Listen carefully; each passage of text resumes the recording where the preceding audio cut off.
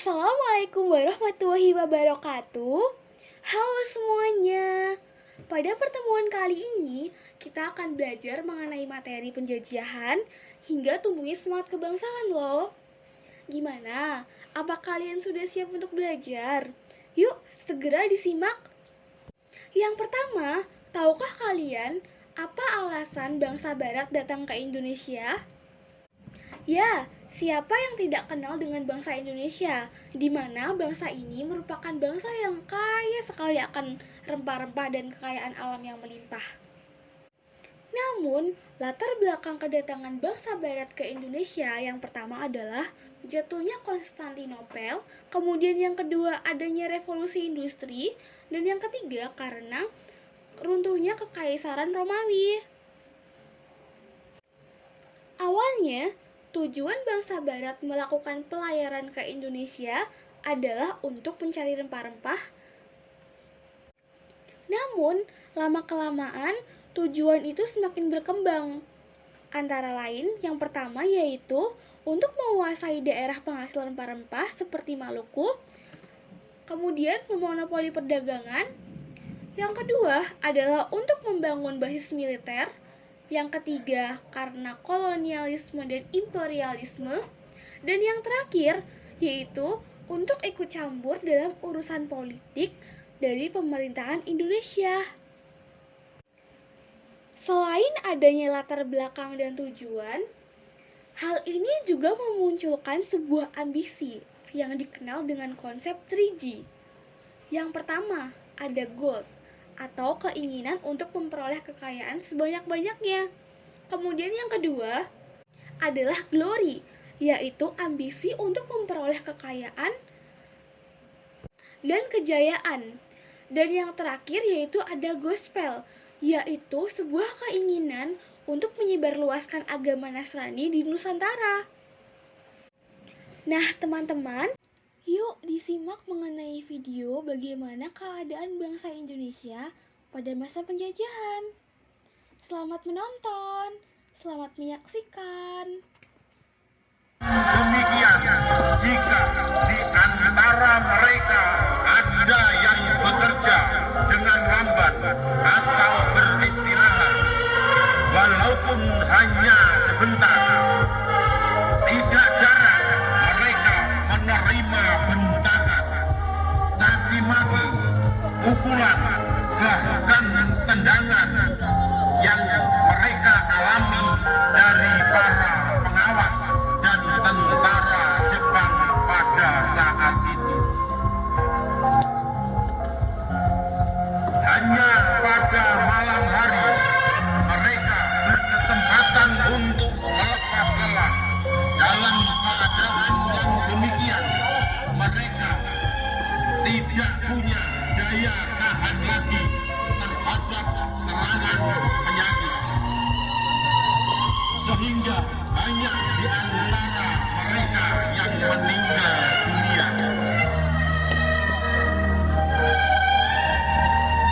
Namun demikian, bangsa Indonesia tidak pernah patah semangat. Mereka tetap berpengharapan untuk menjadi bangsa yang merdeka. Itulah sebagian kisah pedih dari para pendahulu kita.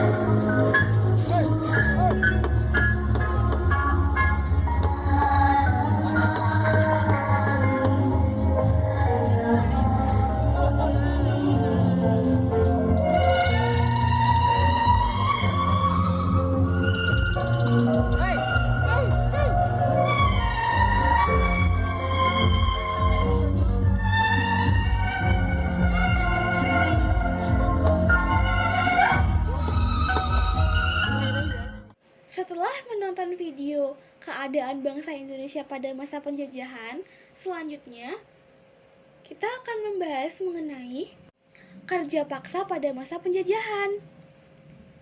Jadi, pada zaman penjajahan Belanda dan Jepang, rakyat Indonesia mengalami keadaan yang menyengsarakan.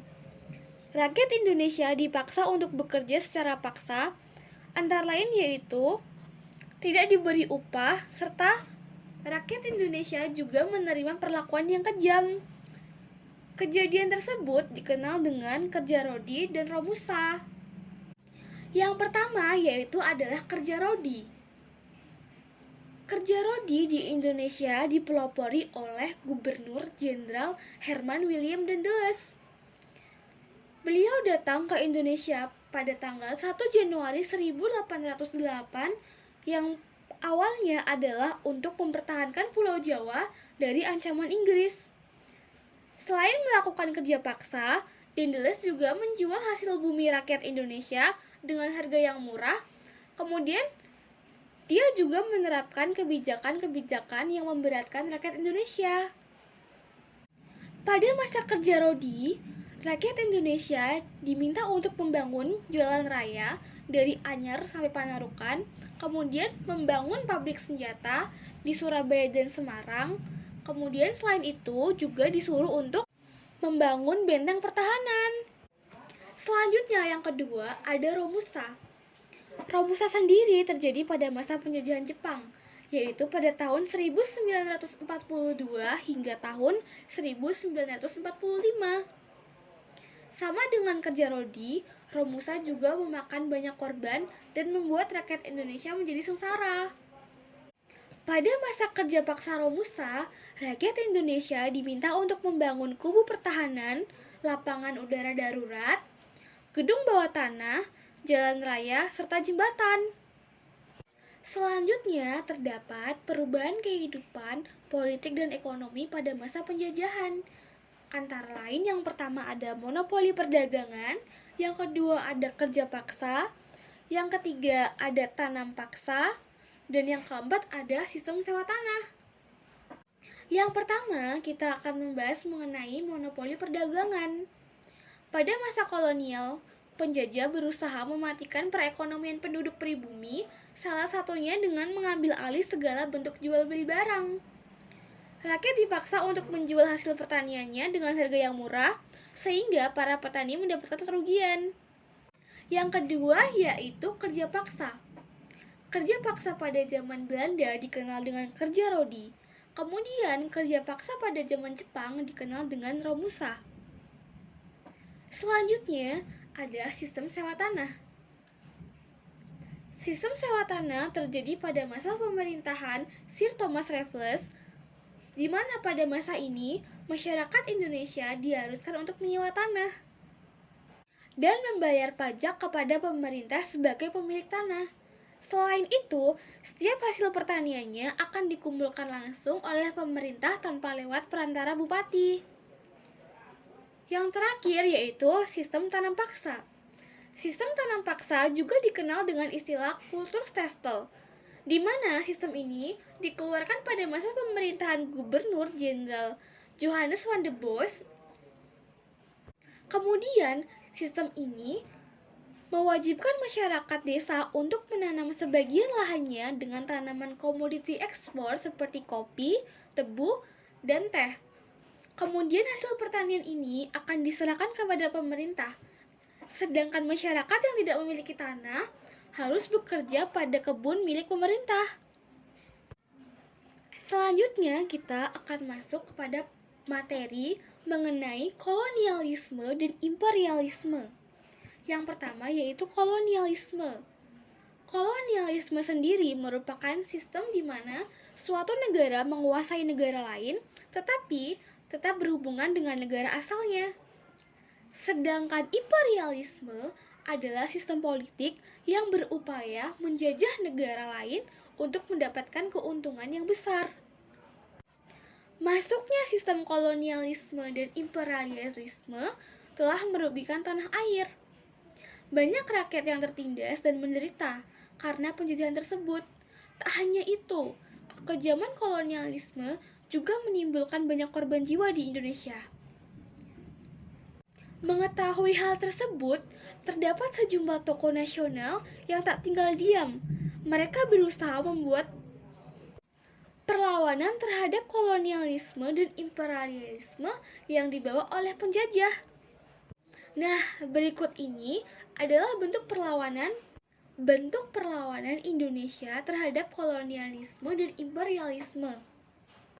Yang pertama dilakukan oleh Sultan Agung Tirtayasa, di mana dia melawan VOC pada tahun 1656.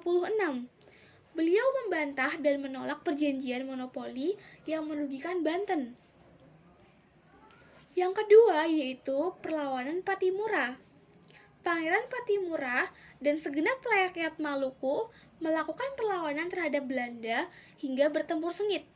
Tetapi pertahanan mereka melemah ketika Patimura dan Christian Amartatiahahu ditangkap. Selanjutnya yaitu perlawanan Pangeran Antasari. Belanda berusaha menguasai kekayaan alam Banjarmasin dan ikut campur mengenai masalah kekaisaran serta kesultanan. Hal ini membuat Pangeran Antasari melakukan perlawanan kepada Belanda dengan menggunakan peralatan seadanya. Akibatnya, Belanda lebih unggul karena memiliki peralatan yang lebih memadai. Selanjutnya, yaitu perlawanan Sultan Agung. Sultan Agung melakukan perlawanan pada tahun 1628 dengan menyerang VOC di Batavia bersama dengan pasukannya. Cara Sultan Agung yaitu menggunakan penyakit kolera yang disebarkan di kota Batavia. Dari hal tersebut, akhirnya muncul sebuah nasionalisme, di mana nasionalisme dilatar belakangi oleh yang pertama, adanya kesamaan nasib, yaitu ingin lepas dari penderitaan penjajahan. Yang kedua, adanya pengaruh perkembangan pendidikan. Yang ketiga, adanya keinginan untuk merdeka dan mempertahankan negara. Dan yang terakhir, adanya sejarah masa lampau yang sangat gemilang. Nah, teman-teman, sekian pembelajaran kali ini. Semangat! Dari kalian, apakah ada yang ingin ditanyakan? Silahkan unjuk tangan. Semangat!